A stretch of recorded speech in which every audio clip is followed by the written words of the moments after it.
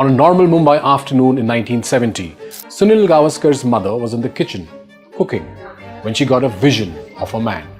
She felt that she actually saw him in front of her. She stopped cooking and rushed to the newspaper stall nearby, searching for a poster of the man she had just seen. I will tell you the rest of the story in just a bit. First, some poetry. Guru Govind do khade kake lagu paaye, balihari guru apne Govind diyo bataye. In English, this verse roughly translates to, if both the Guru and the God are standing together, who should be saluted first, the Guru or Govind? In such a situation, it is best to bow your head at the feet of the Guru, whose grace has granted the fortune of seeing Govind. Now, this is a very popular verse from a doha attributed to Kabir, the 14th century mystic, poet and saint from India. Many believe the Guru that Kabir wrote about so many hundred years ago got replaced by the God-man over time. Talking about gods in India, the celebrated author Khushwant Singh, a self-avowed agnostic, once said, "No country has produced as many gods and goddesses as ours. We go on adding to the numbers as recklessly as we produce human beings." About Godmen, Khushwant Singh said, "India has been in the Godmen business longer and continues to produce more of them than any other country in the world." In 2024, when a tragedy occurs at a satsang or a religious congregation in a place like Hathras, as it did recently, many of us in big cities begin to ask a common question. Why are Indians so captivated by Godmen? The most obvious answer often cited is that for India's poor, the challenges of life are so overwhelming, so daunting, that they turn to Godmen for solutions. But in this video, I will share stories of how India's most successful cricketers, India's most powerful prime ministers, and one of the world's most creative minds turn to Godmen in the turning points of their lives. I'm Manish Adhikary, and you are watching First Things Fast.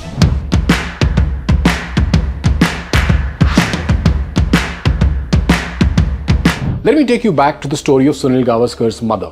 So after she had that vision in the kitchen, she went out of the house in search of a poster of the man she thought she had just seen. She had no idea who the man was. She tried her luck at a newspaper stall nearby. The vendor had many posters, but none of the man she was searching for. Directed to another shop, she found no poster there either. She returned to the original vendor and insisted he check again. He did, and surprisingly this time found Sai Baba's poster at the bottom of a pile of old newspapers, in exactly the same posture as in his mother's vision, with his hand raised up in a blessing gesture, Gavaskar said. The vendor gave the poster to her for free, saying he had not ordered it. That poster was placed in Gavaskar's room. "I believe that ever since that poster was put up in my bedroom, my cricketing fortunes started to soar high," Gavaskar said. "I was till then a Ranji Trophy player, but fortunes just started to soar from here," he added. The great Indian opening batsman shared this story in an interview with G. Venkatraman, a former Vice-Chancellor of the Sri Sathya Sai Institute of Higher Learning.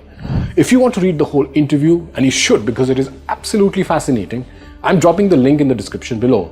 In fact, many say that it was Gavaskar who introduced the other batting great from Mumbai, Sachin Tendulkar, to Sai Baba as well. The meeting took place towards the end of 1997. Swami asked Gavaskar and Irapalli Prasanna to organize an international cricket match in Puttaparthi.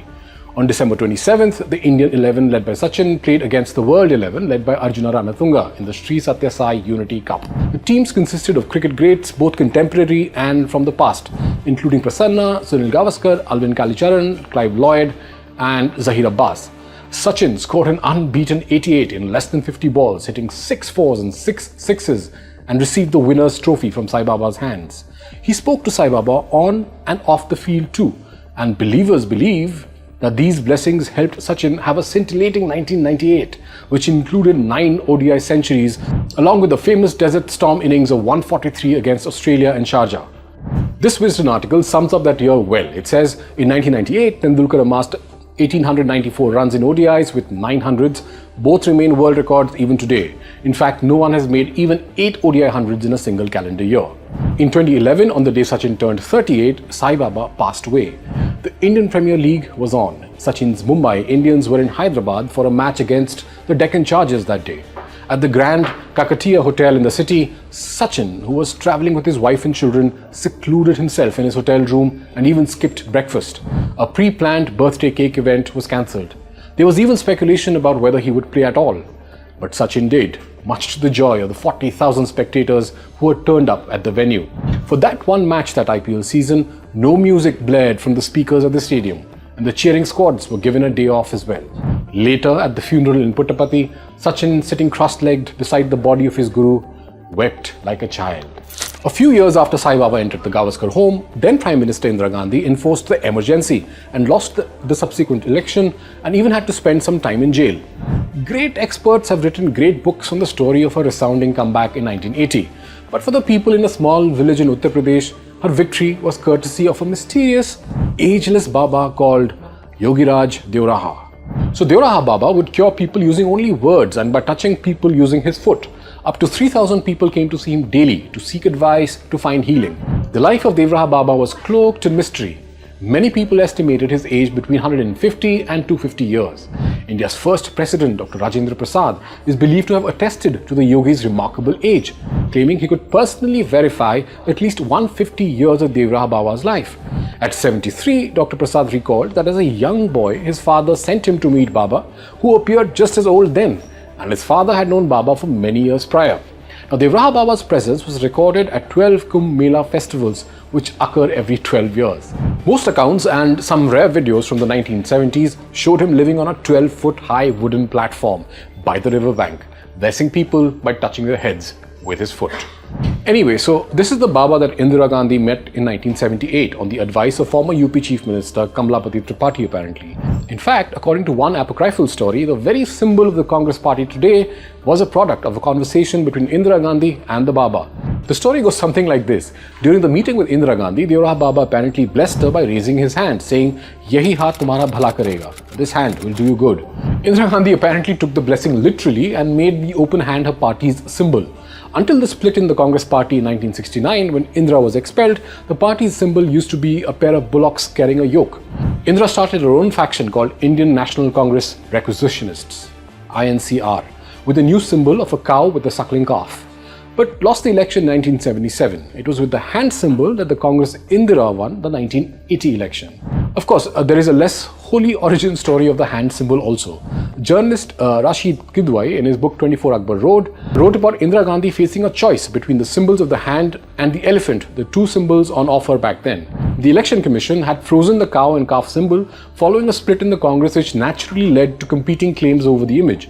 Kidwai cites politician Bhutta Singh as explaining that Indira Gandhi eventually chose the hand. Why? Well, one of the speculations is that the elephant was already linked to low caste communities much before the Bahujan Samaj Party, formed in 1984, adopted it as their symbol. Okay, now let's circle back to Deoraha Baba once again. Because the Baba features in yet another extremely intriguing political story. And this time the Prime Minister is Rajiv Gandhi, Indira Gandhi's son. And the year is 1989. Then UP Chief Minister N.D. Tiwari apparently persuaded Rajiv Gandhi to seek the blessings of Deoraha Baba 3 days before the foundation stone of the Hindu temple was to be laid in Ayodhya. Rajiv Gandhi touched the Baba's leg with his forehead as everyone else did, and also sought his counsel on the contentious Babri Masjid Ram Mandir dispute in Ayodhya apparently. Now Deoraha Baba is said to have looked at him and commented, "Bacha, ho jane do. Child, let it happen." Rajiv Gandhi went ahead and let the foundation laying ceremony go as planned. Now, Khushwant Singh would later make an interesting observation on this whole episode in one of his essays. He wrote, "We know that apart from N.D. Tiwari, Balram Jakhar and Bhutta Singh were also devotees of the treetop Baba. Their photographs showing them bowing reverently to have their heads touched by the Baba's foot were published in many papers." Khushwant Singh further wrote, "It is significant that despite the blessings, all three men lost at the polls that followed, and Rajiv Gandhi had to step down from his prime ministership." I don't know about you, but there are so many political stories in India that would not read the same without the late Khushwant Singh summing it up for lesser mortals like us. But if you thought only Indians were prone to seeking counsel and finding refuge in Godmen and gurus, well, it's time I introduced you to, drumroll, Steve Jobs. His story goes something like this. Steve Jobs grew up on America's West Coast in the 1960s, a time and place buzzing with counterculture, Eastern spirituality, drugs, music, and idealism. Now, just before Jobs' own journey to India, San Francisco had experienced the Summer of Love, a gathering that popularized the hippie lifestyle. Jobs, a college dropout, was eating free food at a Hare Krishna temple in Portland. He was saving up for a trip to India apparently. He wanted to come to India after reading the famous book Be Here Now by Richard Alpert, who became famous as Ramdas, a devotee of Neem Karoli Baba. In 1974, at the age of 18, Jobs set out for India with his friend and fellow dropout Daniel Kutky. Dan would later become Apple's first employee. When the two friends reached Neem Karoli Baba's ashram at Kainchi near Nainital, they were disappointed to learn that Baba had passed away a year earlier, and India was not what Jobs had envisioned it to be. Michael Moritz, author of a biography on Jobs, wrote that Jobs found India far poorer than he had imagined and was struck by the incongruity between the country's condition and its airs of holiness. But Jobs' trip to India was not just about disillusionment. Walter Isaacson, in his biography of Jobs, recounted that returning to the US felt much more of a cultural shock to Jobs than going to India. Jobs told Isaacson that he found people in Indian villages did not use the intellect like the Americans did. They used the intuition instead, Jobs said, and the intuition was far more developed than in the rest of the world. Intuition is a very powerful thing, more powerful than intellect. During his trip to India, Jobs also discovered Autobiography of a Yogi, a book by Paramhansa Yogananda, a spiritual bestseller in the US. This book profoundly influenced him. It was the only book on his iPad a few months before his death in 2011. In fact, a day after the iPad 2 launch a few years earlier, Jobs had saved 3 movies in his iPad: Chinatown, The Bourne Ultimatum, and Toy Story 3. There was just one book that he had downloaded there. It was the Autobiography of a Yogi. It was a book that Jobs had first read as a teenager, reread in India, and had read once a year ever since. In fact, after he died, the people who attended the memorial service in his honor all received a secret gift, a copy of Autobiography of a Yogi. And there you have it, 4 iconic figures, each in their own way finding solace, inspiration, and guidance in the presence of Godmen. These stories remind us of the profound impact faith can have on even the most powerful and successful individuals. Thanks for watching First Things Fast. I'm Manish Adhikary signing off. Stay curious and keep exploring the stories that shape our world.